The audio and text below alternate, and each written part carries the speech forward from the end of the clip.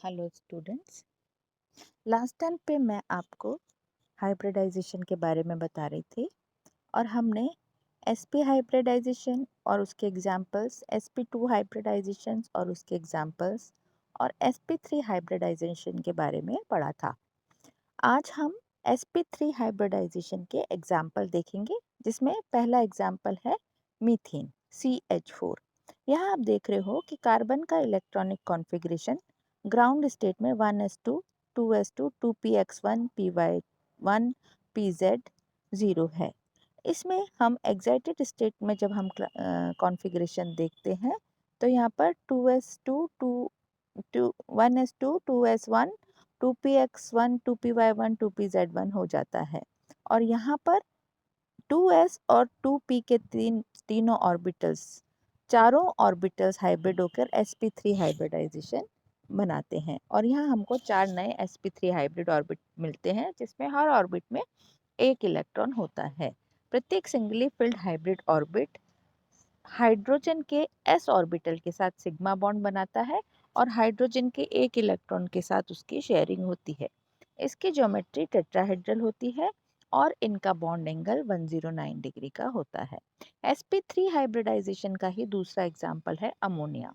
Ammonia का configuration 1s2 2s2 2p3 होता है। ये ग्राउंड स्टेट कॉन्फ़िगरेशन है। इसको में जब 2s और 2p ऑर्बिटल हाइब्रिड होकर sp3 हाइब्रिड ऑर्बिटल्स बनाते हैं तो हमारे 4 sp3 हाइब्रिड ऑर्बिटल में एक ऑर्बिटल में पेयर्ड इलेक्ट्रॉन और 3 ऑर्बिटल में सिंगली फिल्ड इलेक्ट्रॉन होते हैं। अब हम इन sp3 हाइब्रिड ऑर्बिट पे 3 हाइड्रोजन के s ऑर्बिटल सिग्मा बॉन्ड बनाकर NH3 बनाते हैं और यहाँ पर एक sp3 orbital lone pair of electron के साथ रहता है।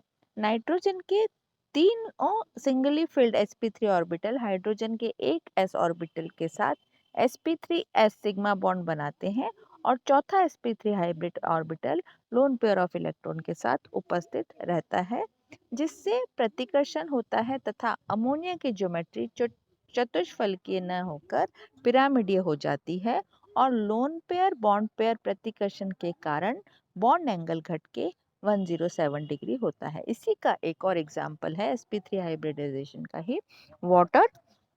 वाटर के केस में हम देखते हैं कि ऑक्सीजन का हाइब्रिडाइजेशन 1s2 2s2 2p4 होता है। यहाँ पर 2s2 और 2p4 का ग्राउंड स्टेट कॉन्फ़िगरेशन हमको दिखाया गया है। इसमें जब हम sp3 ऑर्बिटल का हाइब्रिडाइजेशन कराते हैं तो 2 orbital lone pair of electron के साथ होते हैं और 2 ऑर्बिटल सिंगली फिल्ड इलेक्ट्रॉन्स के साथ होते हैं।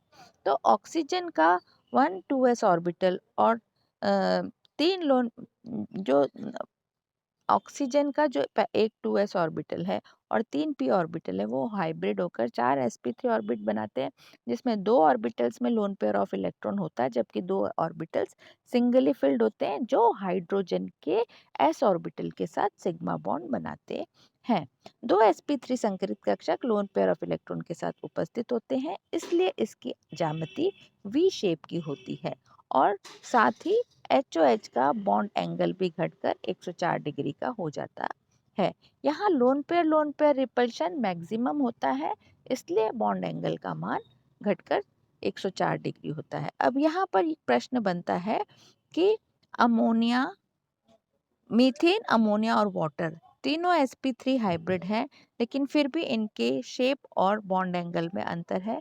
तो इसका यही जवाब होता है, क्योंकि यहाँ पर lone pair bond pair, lone pair lone pair और बॉन्ड पेयर तीन तरह के रिपल्शन हैं जो इनके बॉन्ड एंगल को प्रभावित करते हैं। Fourth example sp3d hybridisation. एक S 3p और एक D नए sp3d संकरित कक्षकों का निर्माण करते हैं। इन संकरित कक्षकों की ज्यामिति त्रिभुजाकार द्विपिरामिड होती है। 5 sp3d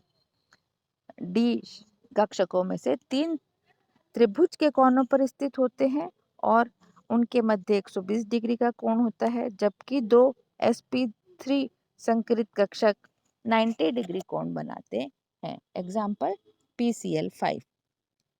फास्फोरस का ग्राउंड स्टेट 3s 3p और 3d में हम देखते हैं कि 3s में 2 इलेक्ट्रॉन, 3p में 3 इलेक्ट्रॉन और 3d खाली है। यहाँ पर एक्साइटेड स्टेट में हम देखते हैं कि 3s का एक इलेक्ट्रॉन एक्साइट होकर d ऑर्बिट में चला जाता है और हमको 5s 3p और 1d ऑर्बिटल एक एक इलेक्ट्रॉन के साथ मिलते हैं। ये सब हाइब्रिड होकर sp3d विथ 1 इलेक्ट्रॉन बनाते हैं। अब इन 5 ऑर्बिटल्स पे क्लोरीन का एक एक जुड़ता है अणु। तो क्लोरीन का विन्यास 1s2 2s2 2p6 3s2 3p2 3py2 और 3pz1 होता है।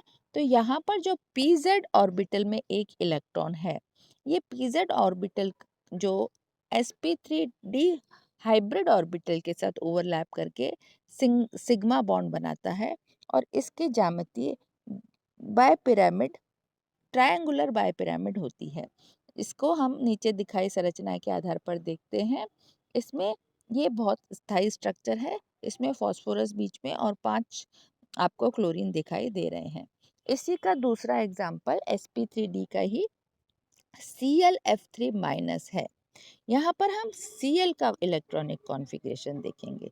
जब हम क्लोरीन का इलेक्ट्रॉनिक कॉन्फ़िगरेशन देखते हैं तो ये हमारे को 3s2 3px1 3py2 3pz1 मिलता है और इसकी एक्साइटेड स्टेट में हमने एक 3d ऑर्बिटल भी ले लिया जो खाली था, लेकिन वो उसमें एक इलेक्ट्रॉन आपका p से एक्साइट होकर चला गया है। तो अब आपको मिलते हैं जो 5 नए हाइब्रिड ऑर्बिटल मिलते हैं। sp3d इसमें 2 इलेक्ट्रॉन, sp3d इसमें भी 2 इलेक्ट्रॉन, फिर sp3d इसमें 1 इलेक्ट्रॉन, फिर sp3d इसमें भी 1 इलेक्ट्रॉन और फिर sp3d इसमें भी 1 इलेक्ट्रॉन पाया जाता है। तो 2 sp3d तो लोन पेयर ऑफ इलेक्ट्रॉन के साथ हैं जैसा कि डायग्राम में दिखाई दे रहा है, जबकि 3 sp3d एक इलेक्ट्रॉन के साथ हैं जो कि फ्लोरीन के pz ऑर्बिटल के साथ सिग्मा बॉन्ड बनाते हैं और इस तरह से हमको Clf3 का टी शेप्ड स्ट्रक्चर मिलता है। अगला हाइब्रिडाइजेशन है sp3d2 हाइब्रिडाइजेशन। 1s 3p और 2d sp3d2 हाइब्रिडाइजेशन में तीन ये 5 कक्षक संकरित होकर अष्टफलकीय ज्यामिति पे व्यवस्थित होते हैं। इनमें बॉन्ड एंगल 90 डिग्री का होता है। एग्जाम्पल है SF4, एक S 1s2 2s2 2p6 3s2 3p4 ये हाइब्रिडाइजेशन है।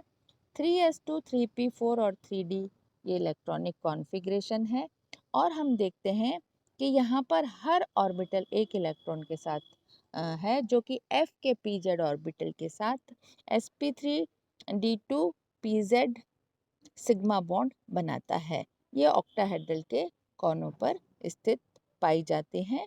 इसी का एक एग्जाम्पल IF5 sp3d2 का ही एग्जाम्पल है जिसमें कि स्क्वायर प्लेनर स्ट्रक्चर हमको दिखाई देता है। नेक्स्ट हाइब्रिडेशन है sp3d2 हाइब्रिडाइजेशन। जैसे नाम से पता चलता है, एक s कक्षक 3 p कक्षक और 2 d कक्षक संकरित होकर 7 नए sp3d2 कक्षक बनाते हैं। ये पंचभुजीय द्विपिरामिड के कोनों पर स्थित होता है। 5 कक्षक पंचभुज के कोनों पर और 2 कक्षक पंचभुज के लंबवत होते हैं। इसका एग्जाम्पल है IF7। अब I का electronic configuration 5s2 5px2 5py2 और 5pz1 होता है। 5s1 5px1 5py1 5pz1 5d1 5d1 में भी इलेक्ट्रॉन चले जाते हैं। यहाँ पर d के हम 2 ऑर्बिटल ले रहे हैं, सारे सिंगली फिल्ड ऑर्बिटल हैं। d के हम 3 sp3d3, ऊपर मैंने sp3d2 लिख दिया है, उसको करेक्शन करके sp3d3 कर दीजिए। इस प्रकार आयोडीन का एक 5s 3p और 3d कक्षक संकरित होकर 7 नए sp3d3 कक्षक बनाते हैं और संकरण के पश्चात आयोडीन का इलेक्ट्रॉनिक विन्यास इस तरह से होता है और ये फ्लोरीन के pz कक्षकों के साथ अतिव्यापन करके सिग्मा बॉन्ड बनाते हैं। इसकी ज्यामिति पंचभुजीय द्विपिरामिड होती है और बॉन्ड एंगल 90 और 70 डिग्री का होता है। इसी का दूसरा एग्जाम्पल ज़ीनॉन F6 है। ज़ीनॉन का कॉन्फ़िगरेशन 5s2 5p6 है और इसके ग्राउंड लेवल पे 5s में 2 इलेक्ट्रॉन, 6 और 5p में 6 इलेक्ट्रॉन है और d ऑर्बिटल इसका खाली है। तो p के 6 इलेक्ट्रॉन सिंगल 3d में चले जाते हैं। तो 5s2 5s में 2 इलेक्ट्रॉन, p में 3 इलेक्ट्रॉन और d में 3 इलेक्ट्रॉन हाइब्रिड होकर 7 नए कक्षक बनाते हैं, जिसमें एक कक्षक में लोन पेयर ऑफ इलेक्ट्रॉन होता है। बाकी सभी कक्षक सिंगली फिल्ड होते हैं। वो 6 फ्लोरीन के p ऑर्बिटल्स के साथ सिग्मा बॉन्ड बनाते हैं। लास्ट क्लासिफिकेशन है आपका DsP2। यहाँ पर हमने पहले d ऑर्बिटल काम में लिया है। तो इसका जो हमारे पास एग्जाम्पल है जिसमें कोऑर्डिनेशन नंबर 4 होता है और निकेल के टेट्रासाइनो निकेलेट आयन DsP2 हाइब्रिडाइजेशन का एग्जाम्पल है। यहाँ पर हम निकेल का स्ट्रक्चर देखते हैं। तो निकेल हमारा 3D 4s और 4p में आप देखिए। तो 3D में निकेल में हमारे पास कितने इलेक्ट्रॉन हैं?